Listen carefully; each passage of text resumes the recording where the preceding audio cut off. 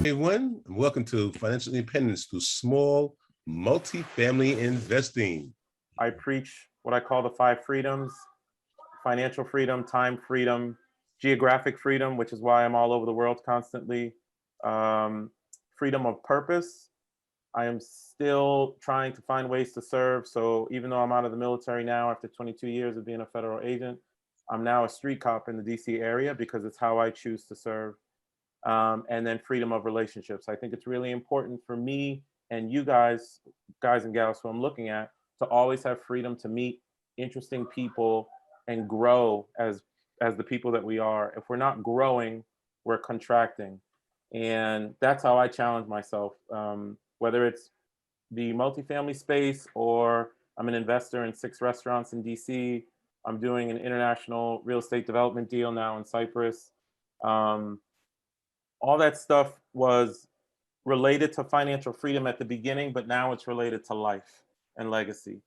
And so it is really important for me to give back to people that mindset that I have, because it was developed over time and I kind of self-taught on my own for a while. And it wasn't until about 1.5 years ago that I started allowing myself to spend time on podcasts and meetups like this. And I'm starting to see how beneficial it is for me to kind of put that story out there, coach up other people who are, yes, after real estate. I get that, but I'm more concerned about life than I am real estate. Hang on, guys.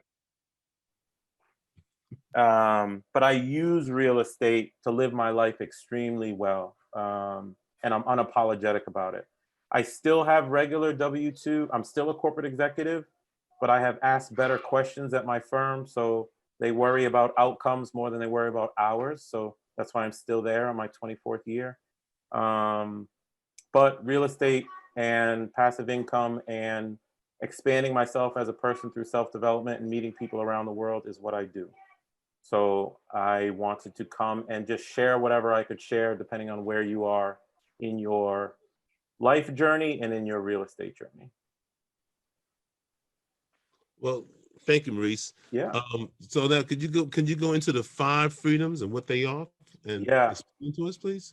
Yep. And listen, so I have a business coach myself. I think coaches are really important. I thrive with coaches, whether it be from a physical fitness perspective or from a personal development perspective and a business perspective.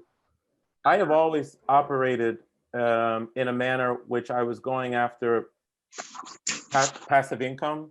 I never cared about the number of units. It's a metric, but it doesn't matter to me. What mattered to me was creating the 6 figures of passive income so I could go live life extremely well. So financial freedom to me is having more passive income than you do expenses. And I'm telling you, what ends up happening is once you do have more passive income than you have expenses, things tend to accelerate because you're not worried about paying the bills anymore. So financial freedom to me is having more passive income than you do your expenses. Time freedom is something that I work on a lot. It's when you are able to divorce your ability to make money from where you physically need to be at any particular time. And whether it's your W-2 employer or doing real estate, there are ways to do that. Maybe a little bit different for the fire guys, for sure. But there are ways to do that. For geographic freedom, I think this is something that people don't give enough credit. I learned the concept of it from Tim Ferriss. He has this formula called freedom equals time plus mobility. I create time by getting up early every day, so I can create 4 hours by being up at 4 a.m. and getting a lot done by 8 a.m.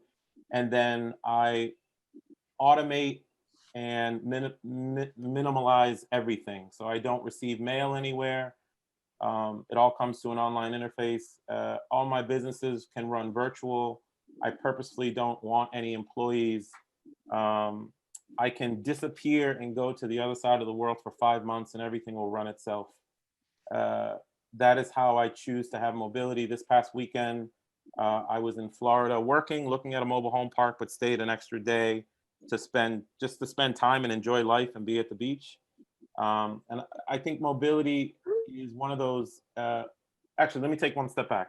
The mobility thing, you remember, you guys, we were all in first grade, second grade, and constantly learning in college and high school and everything was new, and we get to this real world and all of a sudden we start pressing repeat.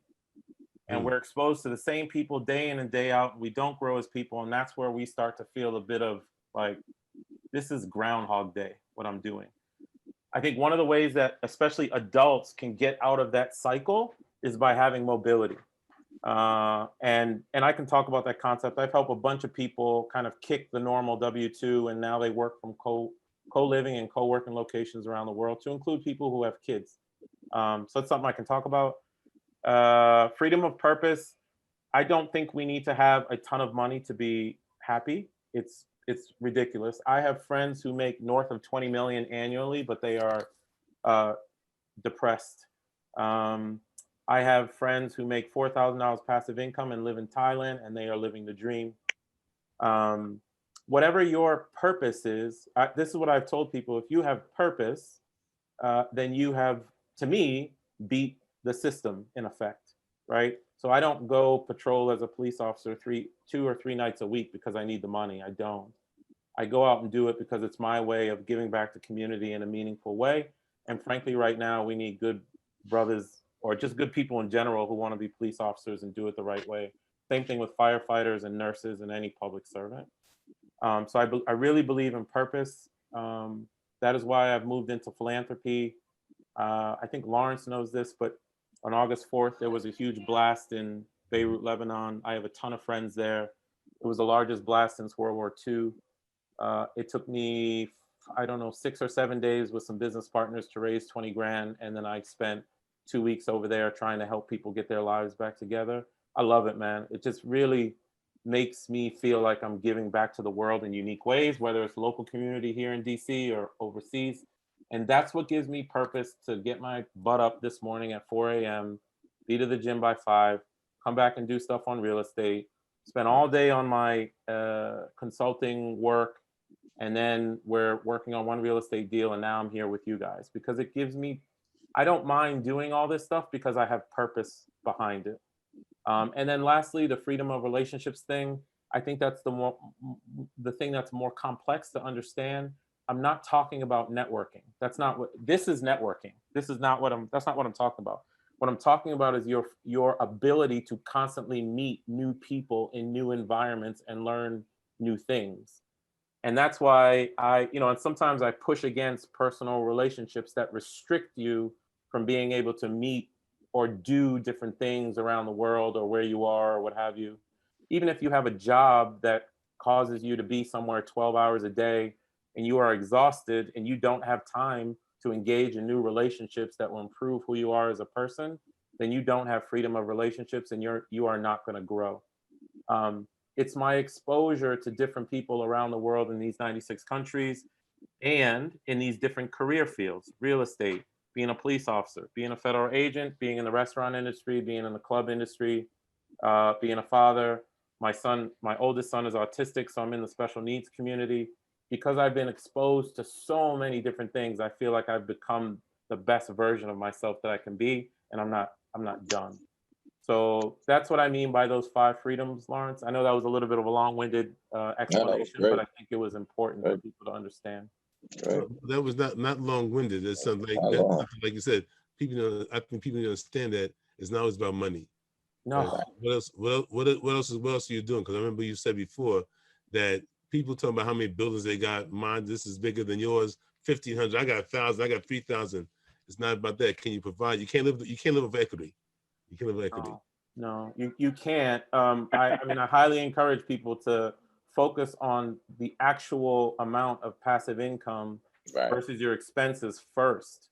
Like, just cover your expenses and then start going after the big stuff. I mean, I know people who own 10,000 units but are only bringing in $8 grand a month. That doesn't make sense to me, right? I think most people are in this for passive income and for their own level of freedom to some extent. And if you are, that comes from concentrating on how much income you can generate. So I'll leave it there, and whatever questions y'all have, I'll roll with it. Thanks, Maurice. Thank you. Thank you. Thank you very much. Thank you so much. I wrote down a lot. Anybody have any questions for Maurice? There's got to be questions. Okay, I'm gonna ask a question. Hey, I'm Maurice, gonna ask a question. are you recording this? Yes, I am. Okay. You got me this time. Yeah, Maurice, I have a problem recording stuff. No problem. At my age, I keep on forgetting. What is your next project? What are you working on next? So we just closed on the 110 unit in Decatur, Georgia, last week. Right now we have another 80 unit that's in the pipeline in Augusta. There's some challenges with it that we're working on now, but we'll see what happens. That's with Quattro Capital, the firm that I started with my other 4 partners. On a personal perspective, I'm working on a real estate development deal in Cyprus, in the Mediterranean, because I have aspirations to be an active part of a community in that region of the world. So I sought out freedom of relationships. I sought out somebody who lived on the island. Turns out that a friend of mine, we had a common friend in college, and she married a Cypriot, and he happened to be a real estate developer. We became very close friends, and I'm now partnering with him on several real estate deals over there. And it has nothing to do with money, although it's going to be very profitable. Has everything to do with no one in my family has ever done something like that. It doesn't even exist in our mindset, but it does now, because I'm going to capture as much land as I can over there, and it's just going to sit in the family for decades. So that's what I'm working on now. Anybody else have a question? Yeah, I have a question, Mary. Okay, good. Sorry, it's Courtney. Hey, Courtney. Just, Maurice, you mentioned the passive income versus expenses. Sure. You said it took you, I guess, 10 years, roughly? Whatever the timeline was between the time to get to the stage of where you were able to kind of have that I'll tell you, balance between the two? from 2002 to 2014 or 15, Okay, so by the time I got there, it was about 160 grand in So passive. how did you go about doing that? Was it more just acquiring more properties, or was it more paying off the debt on the existing properties? Both. How did you get there? Both. And I landed in it ass backwards, Courtney, to be honest. But the one thing that I give myself credit for is that I was never afraid, nor am I afraid now, to fall forward. And by that I mean, when I did that first deal as a 22, it wasn't a deal. I bought a place to live when I was 22.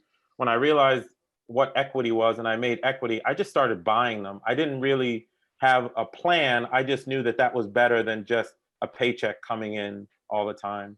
But what I did in 30 seconds was I bought as many as I could. Some of them at the beginning of the real estate boom in DC, you could put down payments on condos, like a $30,000 down payment on condos. By the time it was built, it might be worth $100,000 more than what you actually had it under contract for. So when I got up to 35, a couple during, but when I got up to 35, I effectively sold a bunch of them and paid off the other 18. Now, a bunch of people have said to me, well, couldn't you have taken that equity and rolled it and done something bigger and better? Absolutely. Hell yeah, I could have. I could have probably turned that into $10 million with my knowledge now, but I didn't care about that. What I cared about was I wanted to make more in passive income than my job, because I knew for the rest of my life, no one could tell me what to do. And even though I could have made millions off of that, what I cared about was the 160 that I was going to make. So that's kind of how it all happened. Thanks. Someone else had a question before this now. Yeah. First and foremost, that story was very inspiring. I love hearing stories like this. It inspires me to be better. From what I'm hearing, you started your journey very young, and then you had accelerated growth in a short amount of time. And I guess my question is, do you think that is possible in today's time to have such accelerated growth in the New York tri-state area, New York, New Jersey, Connecticut? Do you think that kind of growth is possible? And if so, you mean as far as the equity of the places that I was buying and selling, that kind of thing? Just in terms of acquisition, I guess, and just building your portfolio. Do you think that growth is possible? Sure. Today? I do, and every problem, Will, is a problem of perspective. Okay. I had patience. You know what that process taught me from 2002 to 2014? when I didn't go out during the weekends and my boys was out and I had to go do the toilets, the termites and all that stuff. My furthest place south was 300 miles away from my furthest place north, and I was self-managing. But the patience of what I did actually served a purpose. I don't think people need to do this, but when I bought those places, what I did was I paid off the first one, but I kept working at my consulting firm. I kept staying in the military, and then any tax return I would get, I would take all that money and put it on this one. And now this was paid off. And now I had these 4 things to pay off the 5th thing. And then the 5th thing got paid off. And now I had 5 things to pay off the 6th thing. And it just started to snowball faster and faster and faster and faster. But the actual acceleration effect is because I had patience. And because anything you do over time, to include self-education, has a compounding effect on the back end. For the first 15 years that I did this stuff, to be honest, I was moving really, really slow. And all of a sudden now, because there is a compounding effect, and you know how that works, it's just been gangbusters. And I think a lot of entrepreneurs, especially people who are coming into the real estate racket, have no patience and think that you're going to do one deal and all of a sudden $1 million is going to show up. Maybe, but I got patience, because whether or not you solve the problem in 1 year, or maybe it's going to take you 14 years, you're going to live those 14 years anyway. So you just keep executing until you get there, whatever your particular plan is. And I do want to say one more thing. I quickly mentioned my boy who was in the condo racket with me in the 2000s. He punched out. He did it very slowly, bought 4 condos in DC. He worked with me at my corporate firm, and he used his salary to pay off the first and then pay off the second. He sold one of them, but pay off the first, pay off the second, pay off the third, and that equals, at the time, about $4,000 a month. Well, he punched. He's like, I don't need to work anymore. He would if he stayed in DC, but he moved to Thailand. He's living like a king because he made that choice. And now he has 2 kids and he's still bartending and stuff like that. But that was his choice. It is all perspective. People think we need 15 grand a month. I'm telling you, you don't. You absolutely do not need that much money. So, you know, it's all patience, Will, is what I think it is. Patience and a plan and executing on that plan. Thank you, Maurice. Yeah, that was a question I wanted to One ask. question. Hold on, Desmond. Somebody has a question here in the chat here. Everything is so. This is from Shania. Hey, cuz, everything is so expensive in California, and I don't want to purchase out of state. So I changed my mindset and look elsewhere, and not be afraid of maintaining an out-of-town property. Who is that? That's Shania. That's my cousin. Shania, I don't see her. And Cal, she's on the page. She's probably on page 2. Can't find you. But oh, Shania. Yes, hello. The short answer to that, hell yeah. Seriously, because listen, of all the of the maybe 20 or so multifamily deals that I've done since 2017 or whatever it's been, 1 has been in the DC area. 1. It is very hard where you live and where I live to deal with the compressed cap rates, and we don't need to chase those things. In fact, there are very vibrant markets, especially emerging markets, or very stable, unsexy markets like Knoxville, Tennessee, or Mobile, Alabama, or Decatur, Georgia, in some respects. I did a couple mobile home park deals in central Pennsylvania. Nothing was within. It's not overly far, but if you don't diversify into other markets living in California, because California is so expensive, I think it's going to be challenging. Now, but that all depends, Shania, on what your goal is. If you find a great deal and it's an equity play, and you're, I don't know, somehow you know the owner or have a relationship with the broker, and you're getting that at a 6 cap, and you know you can sell it at a 3 cap, I can't argue with you. But there are deals to be had all over this beautiful country. You won't be running the property regardless. It's going to be a property manager. The one rule that we have at Quattro Capital is that somebody needs to be in that market, or we need to be within a 1-hour flight of that market, because one of the managing partners needs to be able to touch it when we need to be able to touch it. Thank you so Yes, ma'am. Question. This before question. before we get this question. There's next. I want to everybody please turn your camera on. I want to take a zoomie. All right. much. Come on. Don't make me turn the camera on, cousin. I have to turn my camera on. Yeah, turn your camera on, cuz. Come on. Oh, come on. Oh, no. Okay, you can leave. You can leave. Thank you. There you go. Oh my God. Hey, Oh my God. You gotta be kidding. Killing me. everybody. Rita's not feeling well. Crystal. Oh, come Rita's not on. feeling well. Okay. I changed my mind. Okay. Wow. Got a hard bunch tonight. Okay. Oh, you know, we on Zoom. Nobody has to get dressed up. I know. 1, 2, 3. Hold it once again. 1, 2, 3. Now I gotta get page 2. Hold on, gotta get page 2. Oh God, I hope I'm not on none of them. Cheryl, Shalonda, Beryl. I gotta get off this thing. Cheryl, Shalonda, Beryl. Jesus. Thank you, Beryl. Thank you, Cheryl. Shalonda?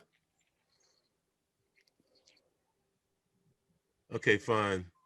We holding smiles here. I know, right? Hold that smile again. Thank you. Hold that smile. Thank you. Okay. Thank you very much. Desmond, get your question, please. Okay. Maurice, thank you. Yeah. You was telling us about purpose and relationships and passive incomes and time. Yeah. And one of the things I wanted to ask was, because you start having relationships and you're probably solving problems, bringing value in so many different ways and having relationships with people, is it people that would bring you information and deals, also bring you tips or whatever it may be? So you were saying it starts to grow on its own. Are you saying, am I giving value just to people who are going to give value back to me? No, because of the value you give and the problems you solve, and the people you meet in the relationships, is that part of the reason that it accelerates? Yes. Because you expand. 100%. 100%. Because when you solve the problems, I notice in the bringing of value to areas, or like you said, it becomes more purpose. And all of a sudden, I guess, by word of mouth, and it would expand, because people are going to say, well, he's the person to go to, and they start getting in touch with you, and they start reaching and looking for you as well. That happens. So I was wondering if that was also the big reason it accelerates beyond your control, like, You know what, man? Listen, you can call it the law of attraction, you can call it the universe, you can call it God if you want, you can call it whatever you want to call it. But when we put positivity into this, when we put positivity into this world, incredible things happen. I was just rereading. You can't see it because my virtual background. Hold on, let me see. Here, let me just turn this off. I was just rereading this past weekend. I don't know if anyone's ever read it, but Napoleon Hill's Master Key to the Riches. Okay, I didn't get that one. Yeah, there are 12 master keys, and the first one is a positive mental attitude. And the more you have a positive mental attitude, the more your brain turns into some kind of magnet that attracts people who are similar to you. You know, like attitude begets attitude. If you're going to be negative and I can't get this done and it's not going to happen, then that's what you're going to get from other people. But if you're going to get where you exude, I either want to learn, or I have something to tell you, I have something to give, I want to figure stuff out, then that's what's going to come back to you. And I think that, like, genuinely, no kidding, and I have nothing to, like, I'm not selling anything or whatever. I think it's because I have always wanted to help people. I do not know how not to help people. I don't know where Hutch is, but when I retired from the military in October of 2019, I was bawling, because it took away a very unique space by which I was around the world acting in a diplomatic capacity for the US and affecting the lives of tons of people as a federal agent running field offices. I lost that ability. Well, this is now my ability to help people, and one of the ways that I help people. And I think because of it, good things just start to happen. But it's also, Desmond, because I make a conscious choice to go find things. So when I said I wanted to do a deal in the Mediterranean or the Aegean Sea, I didn't wait for something to fall in my lap. Like it took me 3 months to find a business partner. That's how fast it was. And then we became very close friends because I sought it out. So I think it's a choice for you to get out there and go after what you want and fellowship with people in a positive manner. Thank you. I have a question. Hi, my name is Vinky. Hi, Hi, Maurice. Vinky. Vinky. I really like your story. It was really, really interesting. And Thank you. first of all, congratulations for your success. I'm super happy for you that you figured out your life. I'm going to ask you one life question here because you're still on your W-2 job. Yeah. You've been working for 24 years. Congratulations. So I'm just wanting to understand from you, there might have been some moment in your life, like a moment of enlightenment that you transitioned, you figured out life and things are kind of falling through for you. You're kind of in a state of flow, that things are happening. So if you can share that with us, that'd be super awesome. Oh, wow. Well, there were two things, it's funny, a podcast got released. There were two things the two things that happened when I was younger, and then I'll tell you the older thing, was one, I went to Paris, France when I was 15, and being an inner city kid from Boston who was sitting on the stoops drinking beer all the time, that just changed me because I realized that the world was a lot bigger than Boston and I wanted to see the rest of it. Hence, I've been to 95 other countries since then. That's the first thing. The second thing is, once I figured out passive income, because it created time. Obviously I still work. I figured out passive income and it created time, but then I was only willing to do the style of work that I wanted to do. But to be honest, Vinky, as soon as my corporate firm kind of realized that I didn't care about climbing the corporate ladder, I've been asked to go the partner route at my firm 5 times. I said, absolutely not. It's not for me. I didn't want it. I didn't want to compete with people. I didn't want to go to networking events. That was me building somebody else's business. What I like to do, Vinky, was just to help people. So the types of clients that I would choose at my firm, they're all agricultural because my grandfather, for example, is a farmer. Or when I was working in Europe for them, I was assisting law enforcement agencies in different countries in Europe because that was my space, being a federal agent and a police officer. I did that at the detriment of my upward mobility from a career perspective, but I won because of all the relationships that I made and all the friends that I made around the world and all that type of stuff. So I wouldn't say it was one particular moment, but I will say that in the past 2 years, when I figured out these 5 freedoms, everything has changed because I'm not willing to spend time on anything if it doesn't touch something in those buckets, if that makes sense. So I don't waste a lot of time anymore at all. Yeah, that's awesome. Because the reason I ask is because when you are working for a corporation and then you're climbing the corporate ladder, you don't really, think of anything else because most of us, they think, okay, this is it, this is life, right? Yeah. So well, in order to break that, we have to, sorry, go ahead. I'm sorry, Vinky, I didn't mean to cut you off, but that's the problem.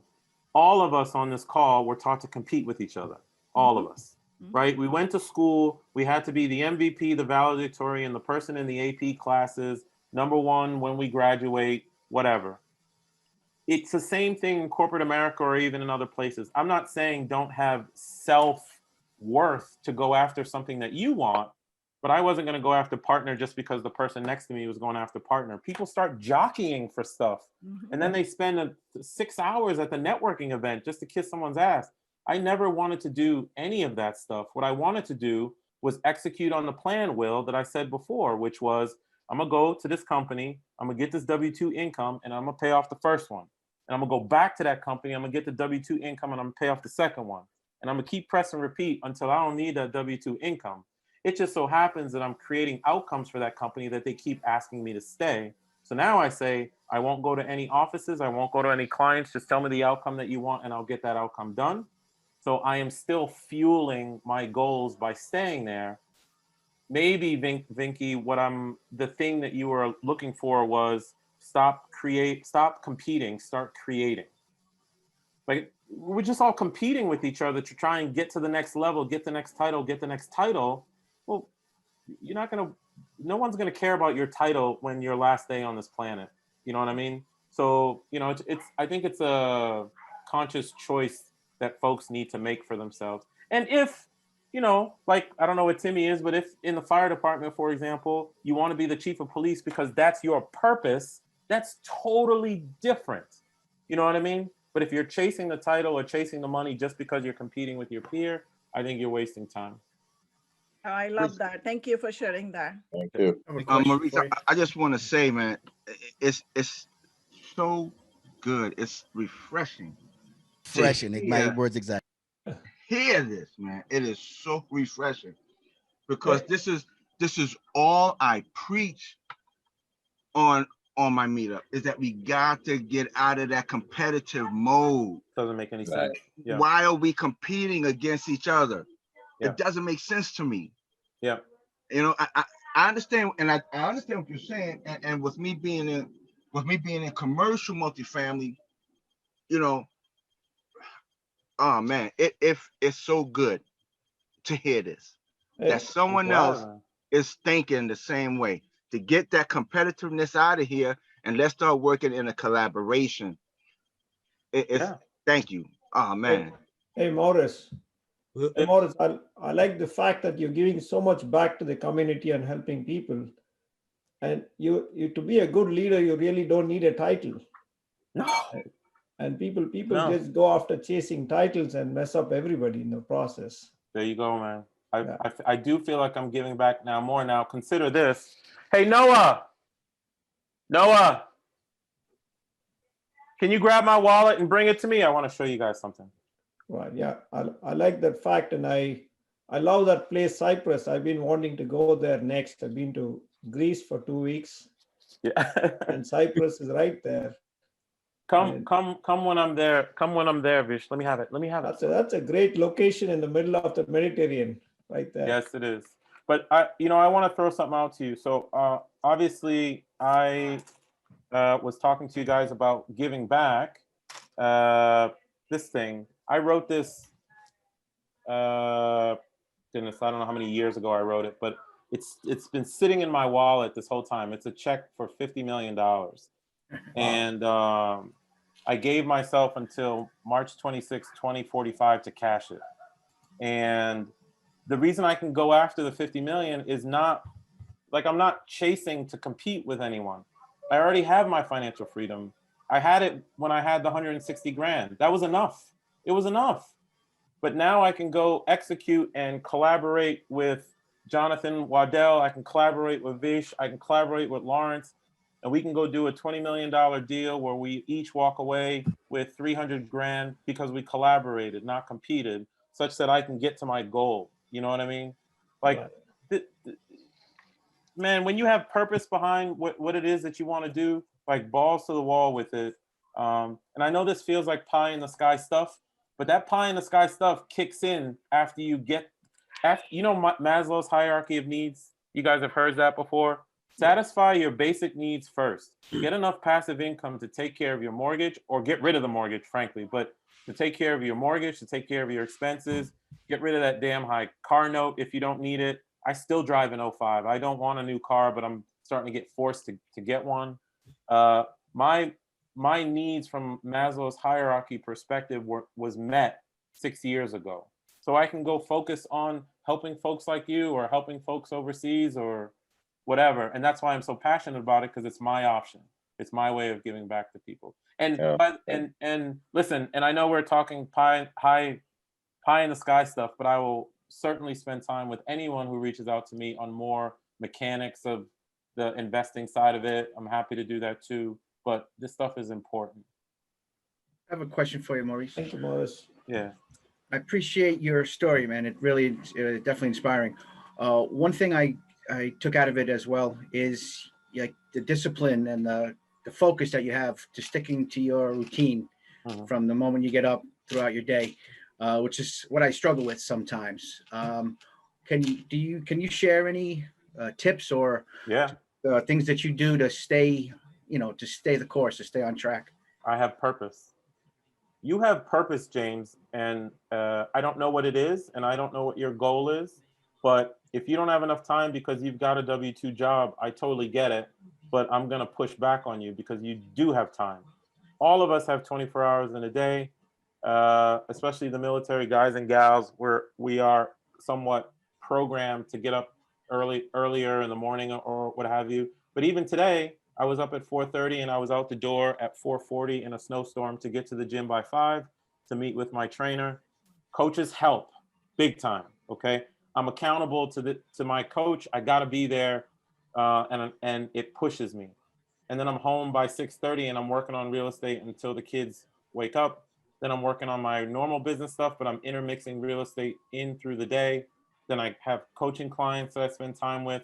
And for Lawrence, I was supposed to patrol for the police department tonight, but I canceled it because it's important for me to spend time with you guys. But I don't want to be tired in the morning and I want to go back to the gym. So as soon as I'm done with you guys, I'll give myself 15 minutes and go right back to bed. James, we have no excuse. If you really want it, then you will. That's what I was telling you, freedom of time or time freedom. Brother, if you don't have time, then go create it. And I don't know what to tell you. Once my 7-year-old goes to bed at 8 o'clock, I'm probably 30 minutes behind him. Because anything else that I'm doing at that time of night is most likely me pissing around on Netflix, or unless I need to work on my business, but I don't function well at night anymore. I'm better during the morning. So my answer to you, James, create time, get a coach, or if you can't necessarily get a coach, surround yourself with people like these who are creating time for themselves so you pick up the habit. Thank you. You're welcome. Hey, Maurice, how you Hey, doing Jonathan. today? Yeah, Jungle. Thank you again for sharing this knowledge and your story with us. One of the questions I want to ask you is based off of what you said earlier, even before the 5 freedoms was coaches. And yeah, would you mind speaking a little bit more how much of a coach put an influence into you versus trying to do it by yourself? We all have informal coaches. Let me just make that clear. You don't necessarily have to have a formal coach. All the books I read those 10 books that I read in the library in 2002, they were my coaches. Tim Ferriss has been my coach. He doesn't even know it, but I have absorbed everything this dude says. So that does happen. But I got my first formal coach in 2016 when I went into RE Mentor, which is just a coaching thing for real estate. He did not necessarily give me the mechanics to execute. I learned how to execute on multifamily sitting in classes like a lot of us do, but I had a mindset problem. And my mindset problem, I'm telling you, I would like you to just take this take this from me as a grain of salt if you take something tonight. Rewiring happens. It does. The reason I'm talking to you guys with so much force about life and about this topic is because I got rewired. I'm unapologetic about who I am. I don't give a shit if my job calls me and says, we need you right here, right now. I know exactly where I'm going and what I'm doing. Partially because when I started in multifamily, every time I went after a deal and it didn't work, I started reverting back to single family because I was good at it. And my mentor at the time, he lives in Rhode Island at the time, and he flew down to DC, spent 2 days with me. It was more mindset, just talking about why, after all the stuff I had done, what made me think I couldn't figure out contractual stuff on this mobile home park, et cetera. And then what do you know, 3 weeks later, I had a signed contract on a mobile home park. So that helped. That gave me confidence. For Quattro Capital that we started in January of 2020, we hired a business coach. And the result of that is 9 apartment complexes that have closed since, and X millions of dollars that have been raised. I've been in business for a very long time, but what we accomplished as a team with the help of a coach in the past 12 months is ridiculous. I didn't have the perspective that he had because he has been in real estate in a different way, but in business in a different way, and in life in a different way, and imparted that on us. I'm not saying every coach is perfect, and I don't like gurus. I'm not talking about that crap. I'm talking about you being accountable to someone or something for something, and it will push you.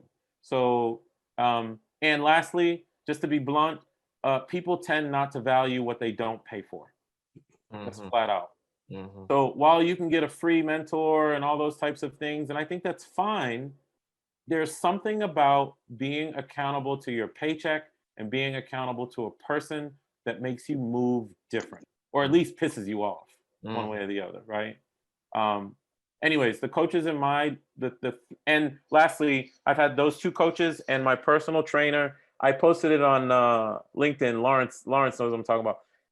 I haven't hit 400 on a deadlift in years, and it took me 3 months after hiring a personal trainer to do it. And I'm 45 years old, and I'm on my way back to I want to get up to 500, and I think it'll take maybe another 2.5 months. I can't do it without a coach. So it's just a choice. That's why it's so important to me. Well, you know what, Maurice? Thank you. I want to say thank you because I want to Thank you so much. Time. Yeah. And I just want to say thank you. This has been a really motivational, positive meetup tonight. And I just want to thank you because I've been waiting. Thank you, Lawrence. I've been waiting to get you on here. I'm glad you put it together, brother. I heard him last year when we were in the midst of the pandemic on John Kasdan podcast. It blew me away. You know, like Daryl said, you know, it ain't all about the money. It's not always about helping people out and reaching down to help somebody up. You know, and I like that part also where you say that, you know, it's not how many, it's not, you know, sometimes I put this, mine is bigger than yours. You know, I got 1,000 units, you got 1,500, so I'm gonna go for are you making the money that you used to make of these? So I just want to thank you, man. I appreciate it a lot. Thank you. And I'll definitely be in touch with you more often. Yes. My pleasure. And listen, thank you for letting me get on my soapbox and speak like this. Obviously, it has become a passion for me to try and help people in this space. So I did put my email address in the chat, and I'm putting in the chat right now my cell phone number. And what I'm going to tell you is it is hard for me to take calls, like time is getting harder. But text messages and voice text are very easy. I will always respond if you have a basic question or if you do need to chat for 5 minutes. I try and get to everybody. So if I can help you, or if you can help me, if there's something I said, or you're like, yo, Mo, you got to hear this or see this deal or whatever, you know, track me down and let's help each other. We're all in this stuff together. All right. Maurice, hey, thank you so much. Thank you so much. Hey, Greg. Nabule.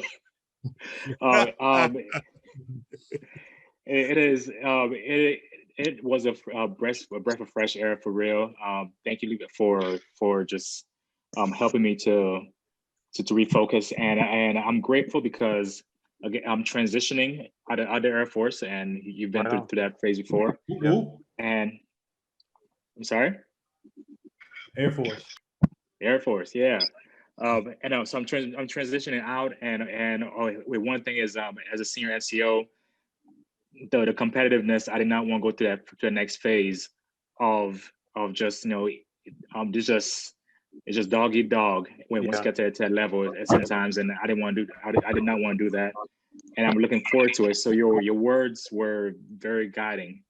And that's Lawrence, awesome. Thank you so much for inviting me. I know we chatted this morning in Darrow's group, and man, you guys are terrific, and I definitely will be back over here, and I'm looking forward to it.